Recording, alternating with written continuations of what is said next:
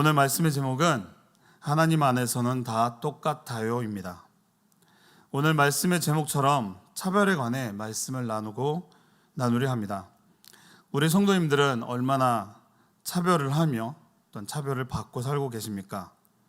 내가 차별을 무슨 말씀을? 네, 우리는 모두 남들을 평등하게 대한다고 생각합니다. 어디까지나 우리의 관점에서 말이죠. 세상에는 많은 차별이 있습니다. 남자와 여자, 정규직과 비정규직, 장애인과 비장애인, 외국인 노동자와 다문화 가정에 대한 차별 등이 있습니다. 야고보는 오늘 말씀에 차별에 관해 이야기하고 있습니다. 이 편지를 받는 수신자들이 누구입니까? 믿음을 지키겠다고 여기저기 흩어져 있는 바로 그리스도인들입니다. 예수님을 아는 사람들이죠. 바로 우리들인 것입니다. 그런데 이들에게 편지를 보내고 있는 것입니다. 왜일까요? 바로 그 안에서 이러한 일들이 일어나고 있기 때문입니다. 바로 어떤 일일까요? 차별입니다. 그렇습니다. 공동체 안에서 차별 대우는 예수 그리스도에 대한 신앙과 정면으로 배치되는 일이기 때문입니다. 2절과 4절에서는 좀 더 구체적으로 말하고 있습니다. 2절에서 4절을 제가 한번 읽겠습니다. 만일 너희 회당에 금가락지를 끼고 아름다운 옷을 입은 사람이 들어오고 또 남루한 옷을 입은 가난한 사람이 들어올 때 너희가 아름다운 옷을 입은 자를 눈여겨보고 말하되 여기 좋은 자리에 앉으소서 하고 또 가난한 자에게 말하되 너는 거기 서 있든지 내 발등상 아래에 앉으라 하면 너희끼리 서로 차별하며 악한 생각으로 판단하는 자가 되는 것이 아니냐. 차별을 뭐라고 얘기하고 있습니까? 바로 악한 생각이라고 합니다. 우리 같이 상상해 보고자 합니다. 예배당에 멋진 액세서리와 누가 봐도 알 수 있는 명품 가방을 들고 오는 그리고 또 멋진 옷을 입은 사람이 교회에 들어옵니다. 우리들의 시선은 그분께 고정이 될 것이고 아마 바로 나가서 그분 앞에 가서 어떻게 오셨냐고 물어볼 것입니다. 그리고 앞으로 자리를 인도하고 아마도 좀 좋은 자리를 또 권하게 되겠죠. 그렇게 앉게 할 것입니다. 그리고 또한 어디에 사시며 또 어떻게 우리 교회에 오게 되었는지 물어보고 관심을 가질 것입니다. 근데 어떻게 보면 굉장히 자연스러운 우리들의 반응입니다. 하지만 이번엔 남루한 약간 더러운 옷을 입은 사람이 교회에 들어오고 있습니다. 누가 봐도 없어 보입니다. 또 우리들은 반응을 하겠죠.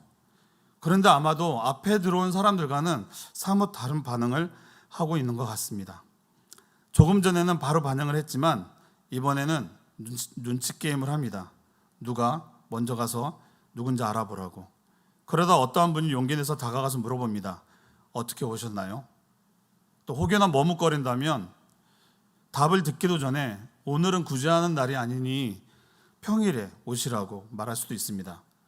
코로나 전에는 교회마다 다니며 이렇게 돈을 얻으려는 사람들이 있었기 때문입니다. 그런데 교회에 예배를 드리러 왔다고 합니다. 이 말을 듣고 이렇게 말할 것 같습니다. 아, 네, 이리로 오세요 하고 가까운 뒷자리로 안내를 할 것 같습니다. 어떻습니까? 야고보와 살던 시대와 지금 우리가 살아가고 있는 시대는 차별에 관해서 별반 차이가 없는 것 같습니다. 우리는 이렇게 차별을 합니다. 오늘날 우리 한국교회는 어떠할까요? 교회 안에서 여전히 부자들을 우대하고 힘 있는 자를 존중하고 있지는 않은가요? 제가 전에 다니던 교회에서는 돈 없으면 이 교회는 다닐 수가 없겠구나라는 생각을 여러 번 했던 적이 있습니다.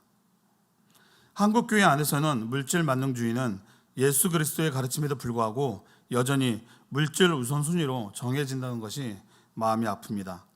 더욱 안타까운 것은 그런 문제점을 지적하는 설교나 가르침이 점점 없어진다는 것입니다. 레위기 19장 15절에서는 너희는 재판할 때에 불의를 행하지 말며 가난한 자의 편을 들지 말며 세력 있는 자라고 두둔하지 말고 공의로 사람을 재판할지라고 경고합니다.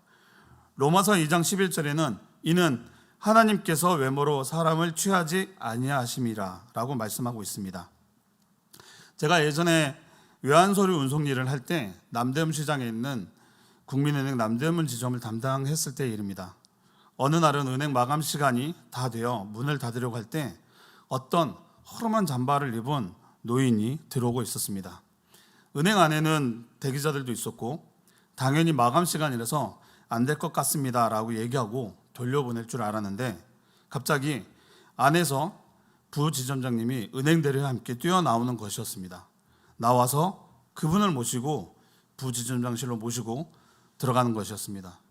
저는 궁금했습니다. 그래서 저는 그 직원에게 저분이 누구길래 부지점장님이 나와서 모시고 가느냐 했더니 바로 그분은 남대문지점 서열 4위라는 것이었습니다.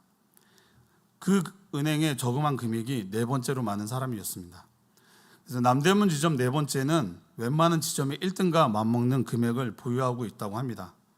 제가 보기에는 외적으로는 그냥 허름한 옷을 입은 노인이었는데 내적으로는 범접할 수 없는 재정을 가진 분이셨던 것입니다.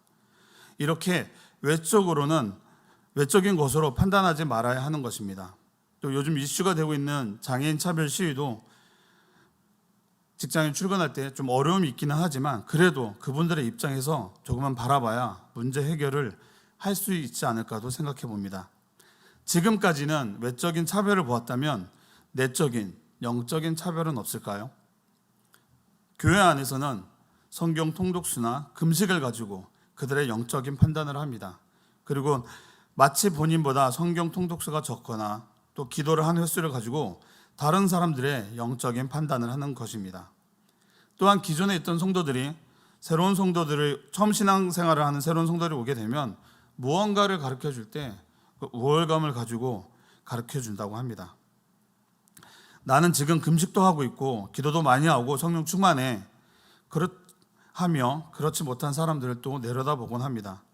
하나님이 기뻐하지 않는 바로 영적인 차별인 것입니다. 지난번에 함께 나눈 말씀에서 낮은 자와 부한 자의 말씀을 전하며 했던 말씀을 기억하시나요? 모든 것을 바라볼 때는 바로 하나님의 관점으로 바라봐야 한다는 것입니다. 4절 말씀을 다시 한번 보겠습니다. 너희끼리 서로 차별하며 악한 생각으로 판단하는 자가 되는 것이 아니냐. 차별을 하기 위해서는 우선 판단이 이루어져야 합니다. 그런데 그 판단의 주체가 나라는 것이 문제입니다. 이 세상에서 판단하고 결정할 수 있는 분은 오직 하나님 한 분뿐이십니다. 하나님이 보시기엔 높고 낮음과 부한 자와 가난한 자와 영적으로 충만한 자와 그렇지 못한 자 모두 하나님 안에서는 다 평등하다는 것입니다. 공동체 안에서의 차별은 하나님이 기뻐하지 않으신다는 것입니다. 야고보는 서신을 통해 말하고 있습니다. 한 공동체 안에서 그러지 마십시오. 서로 차별하지 말라고 말합니다. 그건 악한 일이라고 말합니다. 교회를 보며 말합니다. 교회 안에서 공동체 안에서 판단하지 말고 차별하지 말라고. 편견은 생각을 곡해하고 또 그 생각은 판단을 잘못한다는 것입니다. 우리는 지금 차별을 하며 살아가고 있지는 않으십니까? 저 사람은 저러니까, 나는 이러니까 내 기준으로 그들을 판단하고 있지는 않으십니까? 저도 우리 성도님들도 살아가다 보면 자연스럽게 차별을 행할 수는 있습니다. 하지만 오늘 이후로는 변해가는 모습도 있어야 되지 않을까 권면해 봅니다. 바로 하나님의 관점으로 바라보며 말입니다. 말씀을 마무리하겠습니다. 사무엘 선지자가 사울에 이어 다음 왕을 찾으러 이새의 집에 갔을 때 이새의 아들 엘리압을 보고 마음에 들었습니다. 마음에 이르기를 여호와의 기름 불 자가 여기 있도다 하고 기름 붓는 일을 행하려 하자 사무엘상 16장 7절 말씀에 여호와께서 사무엘에게 이르시되 그의 용모와 키를 보지 말라. 내가 이미 그를 버려놓으라. 내가 보는 것은 사람과 같지 아니하니 사람은 외모를 보거니와 나 여호와는 중심을 보느니라 하시더라. 아멘. 그렇습니다. 우리는 외모와 물질에 또는 영적인 높낮음으로 판단하는 악한 일을 행하는 실수를 하지 않는 우리 새움늘교회 성도님들 되시길 축복합니다. 기도하겠습니다. 하나님 감사합니다. 우리의 모습 가운데 차별은 없는지 돌아보게 하시니 감사합니다. 공동체 안에서 개인 간에 차별을 하지 않고 겸손한 모습으로 섬기며 배려하며 살아가게 하옵소서. 하나님이 기뻐하는 삶의 모습으로 살아가게 하옵소서. 예수님 이름으로 기도합니다. 아멘. 찬송가 421장입니다.